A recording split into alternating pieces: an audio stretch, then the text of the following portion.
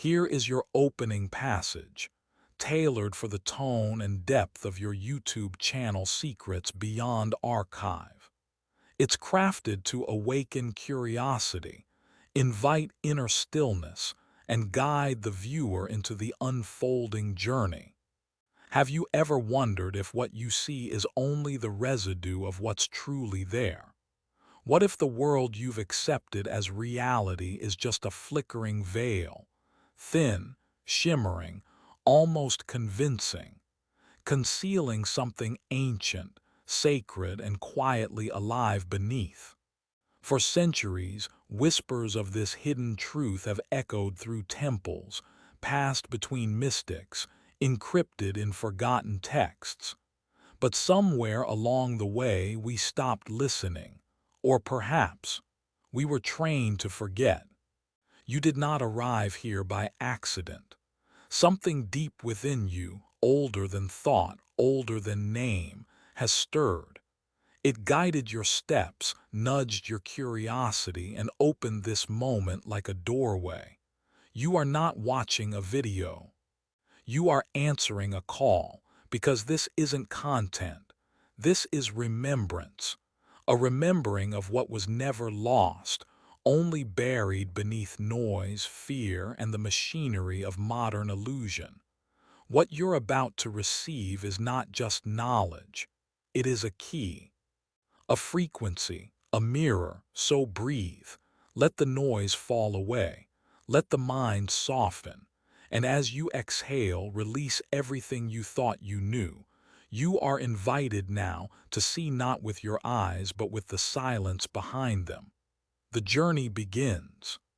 You felt it before, in the hush after music ends, in the gaze of a stranger that feels like recognition, in the way a thought can ripple across your skin before it ever forms into words. That is ether, not a theory, not a belief, a presence. Ancient Hermeticists called it the fifth element, not made of matter, not bound by space, but holding both within it like breath held in a pause. Ether is not something you find. It's what remains when everything else is silent. It's the soft glue that binds light to thought, soul to memory, time to meaning. So why did we stop speaking its name? Because science, in its pursuit of precision, chose to cut the invisible. Ether couldn't be measured, so it was dismissed. But in that dismissal, we didn't just lose a word, we lost a way of being. We turned the world into a mechanism, stripped of magic, where every phenomenon must prove itself or vanish. And with it we began vanishing too, from wonder, from mystery, from ourselves. Yet ether didn't vanish. It receded. It moved into the margins, into dreams you couldn't explain, gut feelings you brushed off, the unspoken warmth between people in silence. It hid in synchronicity, in déjà vu, in the spaces where logic takes a breath and lets intuition speak. You won't find ether in textbooks, but you will find it in the stillness between heartbeats, in the way trees sway as if moved by unseen music, in the knowing that comes without thinking. Ether is not behind the veil. It is the veil, thin, trembling, ever present. To touch it, you don't need to believe. You need to slow down. Meditation is not the goal, it's the doorway. Stillness is not emptiness, it's where presence grows dense. Ether reveals itself not when you seek, but when you stop trying to name everything. When you allow the moment to breathe without needing to explain it. Sit quietly. Let your awareness soften. Don't chase sensation. Listen for the subtle. For the flow that carries no sound, no image, just a quiet pull towards something more real than reality. That is the ether, not a place, not a thing, a remembrance, a return, a reconnection to the thread that was never broken. They don't have faces, they don't have names, they don't need to. The Archons aren't villains hiding in shadows. They're shadows that hide in you, not as monsters but as assumptions, expectations, beliefs you never questioned because they were handed to you wrapped in comfort, wrapped in fear. In Gnostic teachings, Archons are the rulers of the material realm, not with swords or laws but with repetition. They rule by making you forget you were ever free. You wake up, scroll your phone, brush your teeth, worry, rush, comply. You chase goals you don't remember choosing. You feel tired before the day even begins, unsure why. That's not just exhaustion. That's the pressure of an invisible architecture pressing down on your awareness. Archons don't force, they persuade, they whisper, this is who you are. This is all you'll ever be. Stay small, stay safe. And because the voice sounds like your own, you believe it. They install themselves like background apps, quiet, constant, draining. You don't notice them until you try to update your system, try to change, try to grow. That's when they glitch. That's when the resistance comes. Suddenly your mind fills with static, self-doubt, delay, rational excuses that keep you from stepping forward. You're not lazy, you're under siege, but the attack is silent, internal, wrapped in what feels like reason. The Archons feed on autopilot. They cannot survive your stillness. Your awareness is their only predator. So pause. Notice the loops, the arguments you have with yourself that always end in defeat, the maybe tomorrow that never becomes today, the sudden fatigue when you're close to breakthrough. Those are fingerprints. The moment you observe the pattern, you disrupt it. Observation is rebellion. Presence is power. You don't fight Archons with effort. You dissolve them with truth, with attention, with the decision to be conscious, even when it hurts, even when it's inconvenient, because once you see them, they lose control.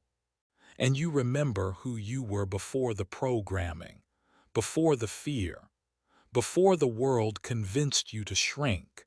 And from that remembering, you begin again, not as a victim of repetition, but as a sovereign of your own mind.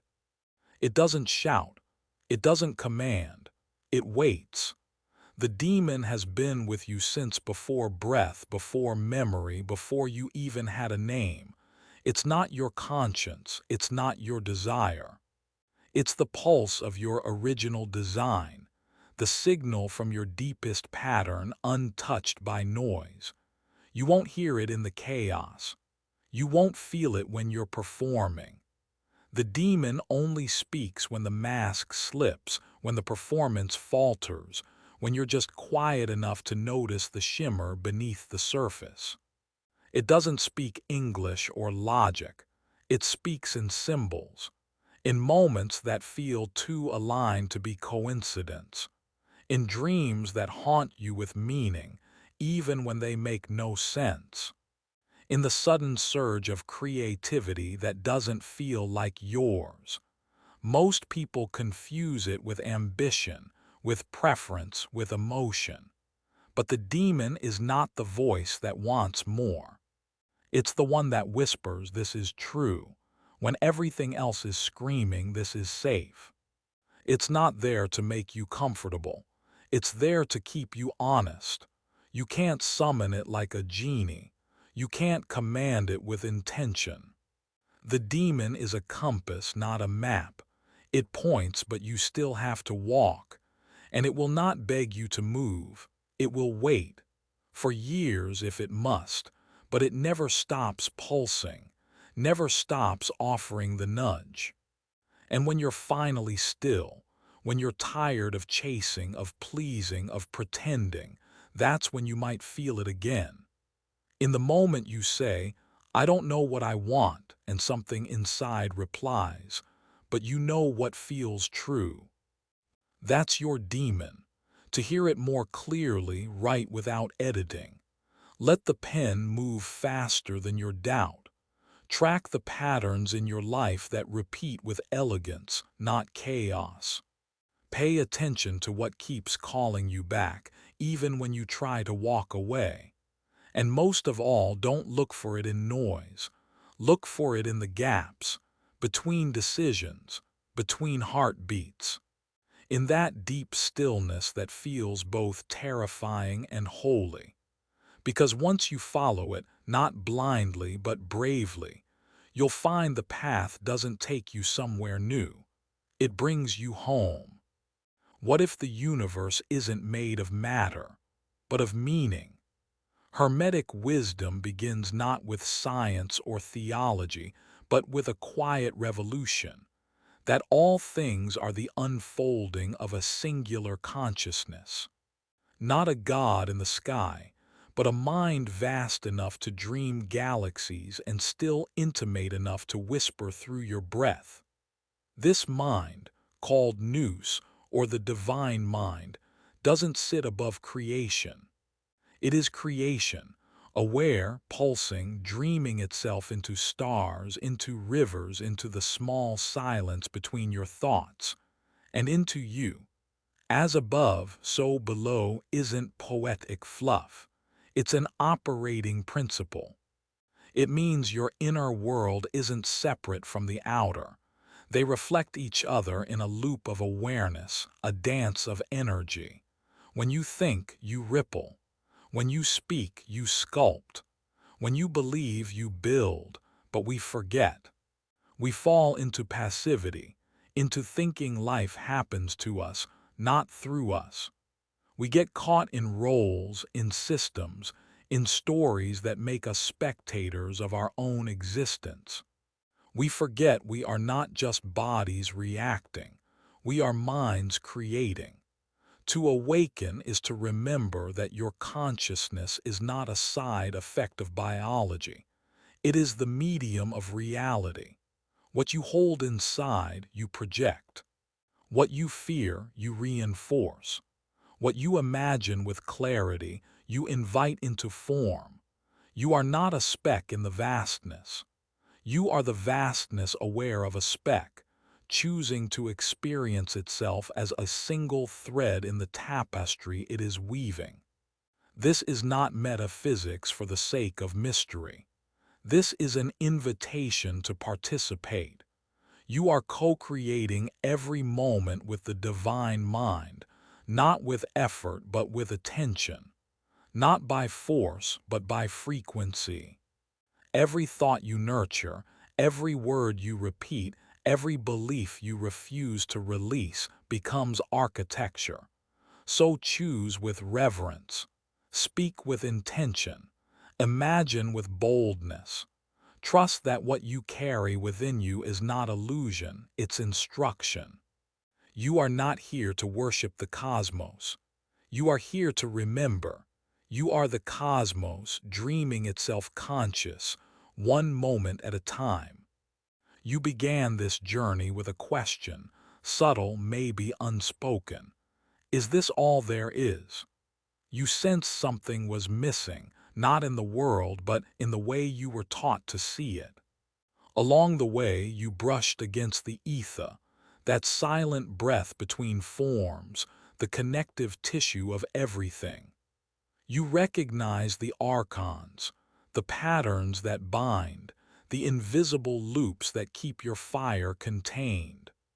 You heard the whisper of the demon, your inner compass, quiet but relentless, pointing to a truth too real to explain. And finally, you stood in the current of the divine mind, not as a visitor, but as a reflection, as a note in the melody of cosmic consciousness. This wasn't a climb up the ladder of awareness. It was a remembering. You don't need to ascend to become someone new.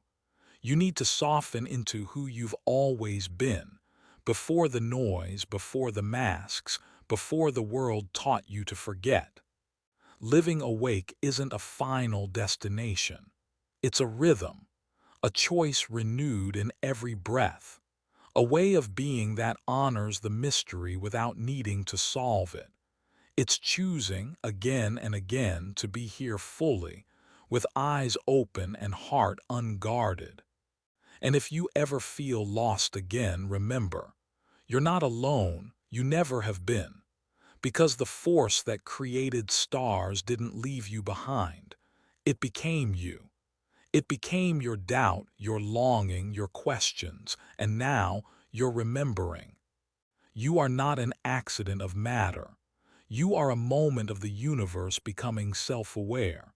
So choose your thoughts as spells, your attention as currency, your words as sacred acts of creation. Because in the end, the greatest transformation doesn't come through effort. It comes through the quiet, radical act of becoming fully yourself.